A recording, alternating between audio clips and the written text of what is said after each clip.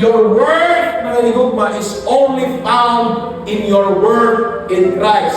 You remove Christ from the equation of your life, ambot sa imo. You're just a passers-by here din sa kalimutan, and you will die, and without Christ, you will go to hell. That's the fact of life.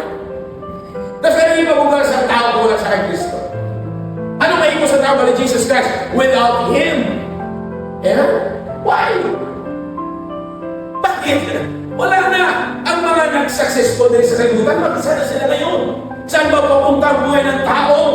Amen? Does being rich, being famous, being so powerful, does it make a difference after all? Wala. Amen ba? Pag Kristo mamatay, walang dara, aangat sa Diyos, kung wala si Kristo, impirno ka lang. Simple theology. That's why the worth of life, ang inigugma sa Ginoo, is the life na may aga Kristo sa iya kabuhi. Can we say amen?